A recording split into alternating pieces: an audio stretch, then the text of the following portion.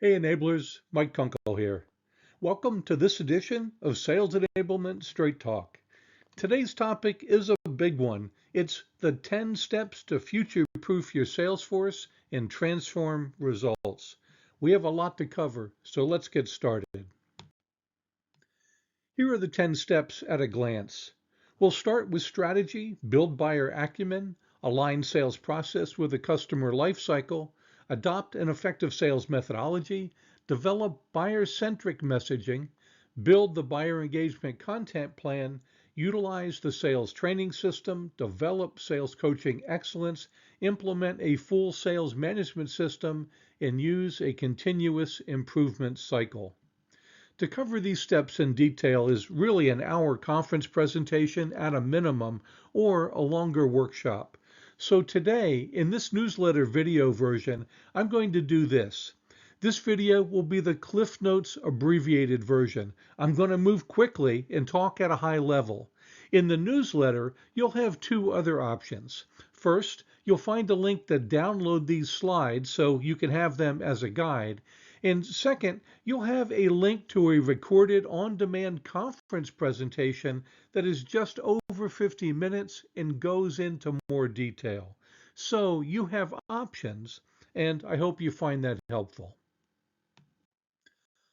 First up, step one, start with strategy, then go-to-market tactics, and finally, talent and execution.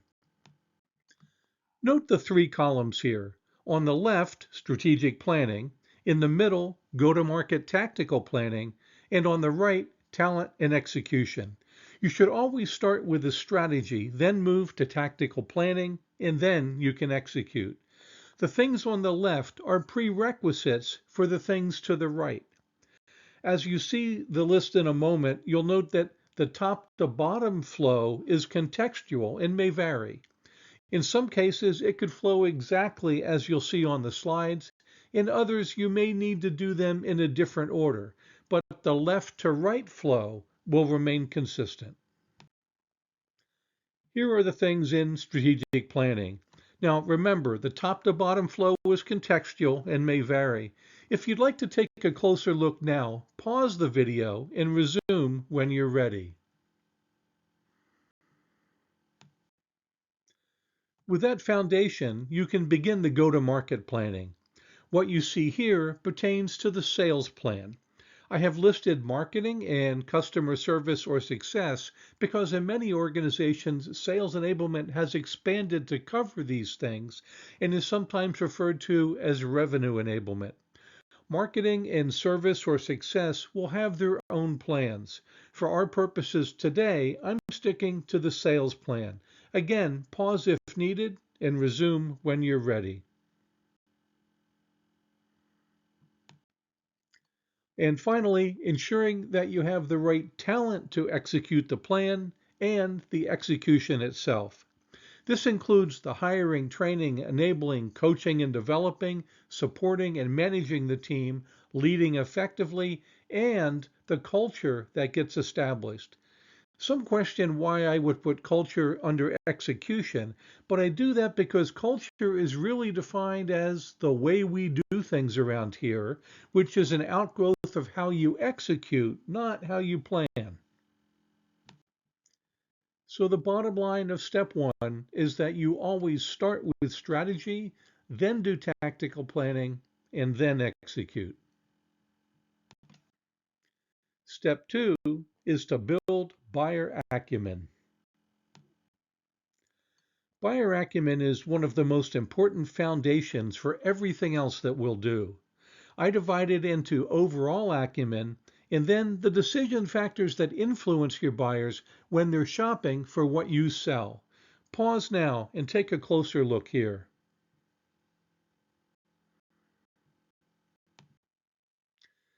To go deep here, I recommend the situation assessment framework that I teach in Modern Sales Foundations for Discovery and in the Building Blocks of Sales Enablement for enablers to better understand their own organizations. COINOP, which means challenges, opportunities, impacts, needs, outcomes, and priorities, fits nicely into this framework. You detail the current state with the challenges and opportunities faced and the impacts of each, and then move to the desired future state to determine the desired outcomes and the priority of those outcomes. This allows you to conduct a gap analysis considering what will it take to move from point A to point B, which would be the needs. Then you can conduct an impact analysis of the risks reduced or costs saved by moving away from the current state and the gains and outcomes of achieving the desired future state. This is the foundation to identify compelling business issues and create a compelling business case. It also allows you to tie your actions to strategic objectives and to prioritize and execute accordingly. This is the situation assessment framework, which will help you deepen your buyer acumen. Continuing to deepen our understanding of our buyers, you could take a closer look at their buyer's journey or buying process that most of your buyers move through, and especially focusing on the exit criteria for each persona. What are the things that each needs to see, hear, feel, understand, and believe in each stage to be comfortable moving forward to the next stage with you? In some stages, buyers may have the exact same exit criteria. In other stages, individual buyers will have their own exit criteria. If you document this from a marketing perspective, it will help in many ways to attract the right buyers and then to help them make decisions. From a sales perspective, it will help your sellers understand how to approach buyers, and then once they get to know them better, what really matters to them to move deals forward. Sellers need to be able to understand the criteria, clarify them, satisfy the criteria, and then confirm that satisfaction. This is the single most effective way to navigate the complex sale with multiple decision makers. Then, understanding the value drivers for your personas and eventually for the real people involved in the sale will allow you to operate even more effectively. We say that every deal needs air to breathe, meaning awareness, interest, and relationships. And in that interest category, there are value drivers that influence the buyers and tell you what matters most to them. As you see here, they may have business value drivers, experiential, aspirational, and everyone has some personal skin in the game, even if they're not always comfortable sharing it. Understanding these value drivers will later help you develop personalized messaging that will truly resonate with each decision maker. And the final aspect of buyer acumen is understanding your buyer's preferences so that you can adapt accordingly. You see a list here. I won't read all of these to you, but take a moment and look through them and pause if you'd like. Just keep in mind, as important as this is, even when you're being buyer-centric, there needs to be a balance between what people prefer and what works best. For example, recent studies show that 1 out of 5 millennial buyers who preferred self-service to avoid sellers ended up having buyer's remorse and regretted their purchase decision. Being buyer-centric means operating in the buyer's best interest, even if that may not be what they always prefer. This is a tightrope or a razor's edge to walk sometimes, but something your sellers will definitely need to navigate in the complex sale. And here's the bottom line for step 2 on building buyer acumen. We know that everything starts and builds from deep knowledge of your buyers and customers, so seek to understand your personas and the details that we've discussed to have the best possible foundation for going to market successfully and winning as many deals as possible. I spent a little extra time on buyer acumen because of its foundational importance. Now I'm going to return to high-speed mode. Step 3 is align your sales process with your customer lifecycle. This is just one possible example of a consultative buying and sales process, and it may not be accurate for your company, but it should be a good example. The simple idea here is to document the entire customer lifecycle, including the buying process, and to align your sales process to it. Lead gen you'll see here is free floating because the customer may be in any stage when you reach out for the first time to contact them. Sellers should listen and observe for cues and clues about where their buyers are in their life cycle and then adapt their approach accordingly.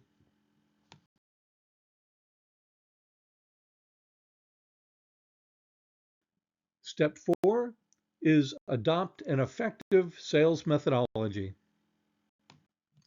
Here's the process example again from earlier. The sales methodology includes the buyer or client-facing selling tasks and plugs into the tasks portion of the process. This includes the frameworks, models, and skill sets needed to succeed, sometimes referred to as sales competencies. It's what the reps do to navigate from stage to stage and support the buyer's journey and their final decision to purchase. It's how they sell. Here's just one example of how a sales methodology fits into the buying and selling processes. Pause and review as needed. There are a lot of benefits of having an aligned methodology, especially having a common language and being able to coach much more effectively. And there are significant impacts to getting high levels of methodology adoption. This is one of about 5 studies that show that high levels of adoption of a formal process and methodology have significant impacts on revenue plan attainment, individual rep quota attainment, and win rates.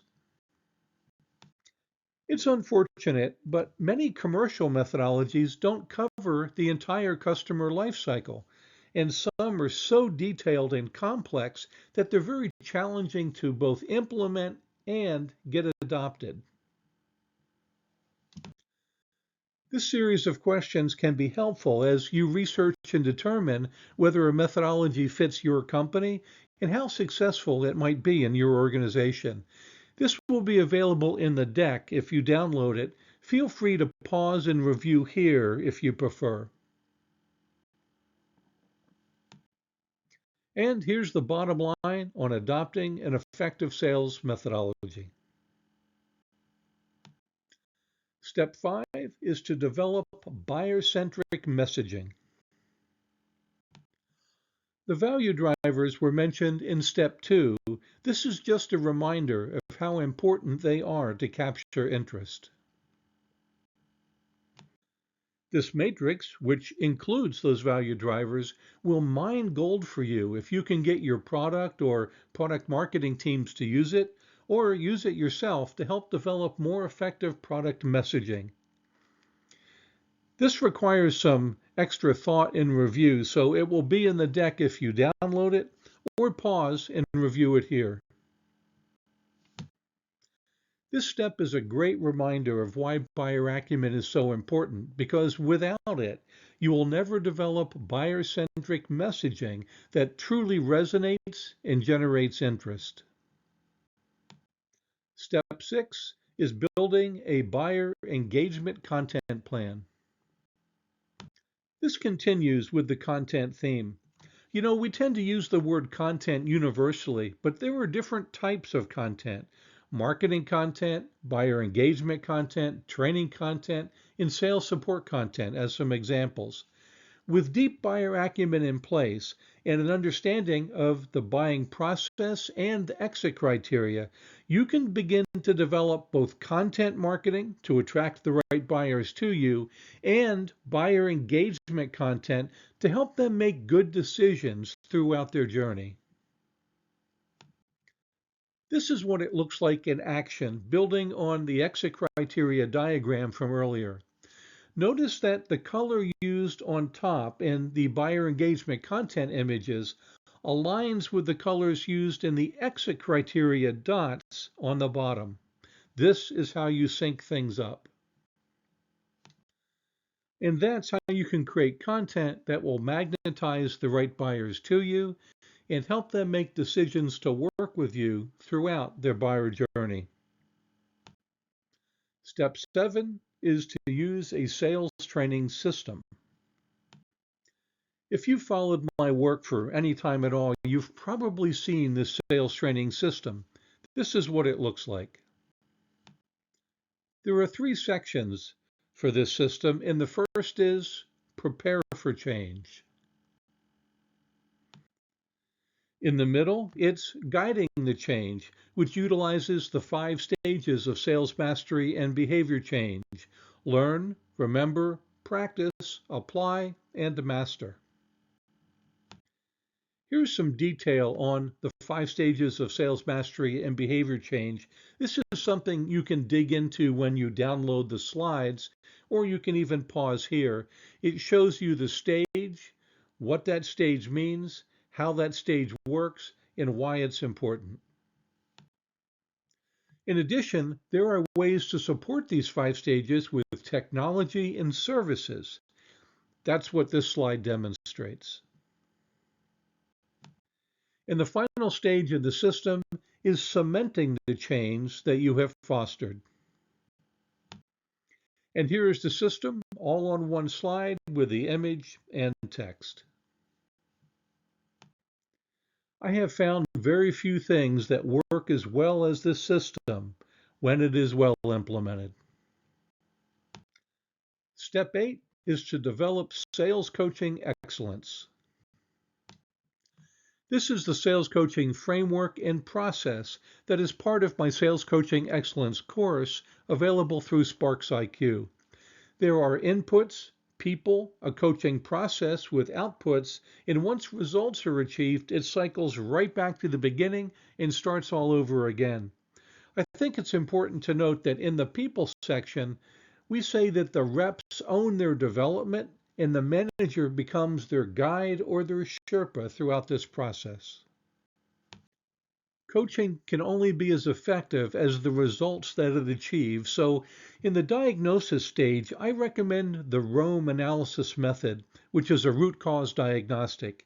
It stands for results versus objectives, so you can see where there's a shortfall, an exploration of the activities that are performed in that area, in the methodology used during those activities, which is the quality of the execution. If there's a performance shortfall somewhere, I have never seen Rome not indicate where to focus to improve results. Once you know the root cause, you'll need to determine the best solution. There are 2 aspects of that: the solution type and the solution content. This chart, adapted from the work of Ferdinand Fournier, is also included in the Sales Coaching Excellence course I mentioned. It gives you a sense of why people don't do what they're supposed to do, and then what to do about it. I won't go through all of these in details, but for example here, if someone doesn't know what, why, or how to do something, training is the right solution. If they know how to do it, but they need to do it better, then coaching would be the best solution. The rest of this chart works in a similar way. If someone thinks they're doing something, but they're not, that's a lack of feedback, and you can coach to that. The other things in this section in incorrect thinking would be better if counseled, which is really coaching applied to mindset and belief. Here's an important one. If the consequences are misaligned, then you need to manage those consequences. No amount of training or coaching are going to solve these problems. And if there are true constraints, you must deal with those. What's important to note in these last 2 is that training or coaching or counseling may not resolve these issues or may only resolve some of them. Sometimes other solutions are required. Even if you know what to do, you still need the content that will produce results. There are a lot of places that solution content can come from. I've listed some here. Probably the only one that can be surprising for some people is that sometimes a B or C player who's not a top performer may just happen to excel at one aspect of their job, and even they can be a source of a best practice. I don't believe the others here will be surprising. And of course, to be consistent with what we've spoken about earlier, your chosen sales methodology may have the exact framework or model or skill to solve the root cause problem that you've uncovered. These are the coaching models that we teach in Sales Coaching Excellence as well. When training is required, we use that model. When coaching is required, that one. And in all cases, we use the SLED model for leading the individual sessions and pulling the right model into the session. A key performance lever here are the gold check marks, which represent understanding checks. The understanding check is the ultimate excuse remover for non-performance because you validate that someone understood what you discussed and then could demonstrate the skill needed. After that, if they don't do it in the real world, it's not that they couldn't, and that gives you a different root cause to dig into. To truly excel at coaching and create a coaching culture with a cadence of continuous improvement, you need a full system like you see here, and to get into a continuous improvement loop. When you can implement this, it can make a significant impact just on its own. When combined with the other 9 steps recommended in this presentation, the results can be truly phenomenal. And of course, we end with the bottom line for coaching. Step 9 is to implement a full sales management system. There's a lot to this system, including the sales coaching framework that we just discussed. So you can pause now to review it in detail, or do that when you download the deck. In the middle section, I want to point out that there is a sales management operating system. This is where you determine the right activities, the best practices for each, and the appropriate cadence for each. You do the same with the meetings that the manager holds with their team and individuals. Which meetings, the best practices for each, and the right cadence, along with the other things in this system. Getting managers aligned on how they're going to manage, lead, and develop their team can make a stunning impact on any sales force. Combined with the other things in this complete system, you can radically improve the overall performance of your frontline sales managers, which will do the same thing for your frontline sellers. And here's the bottom line for the sales management system. And we've made it. Our final step is step 10, using a continuous improvement cycle. This is so very simple, I don't think it needs much explanation. The challenge here is it is so seldom done. After you plan like you do in some of these steps, and then you execute, measure results, evaluate the outcomes, adjust as needed, and then continue through the loop until you get the results that you want. This is so powerful and yet so underutilized. Don't make that mistake. And here's the summary again of the 10 steps to future-proof your sales force and transform your results. Going through these steps will definitely future-proof your sales force for some period of time.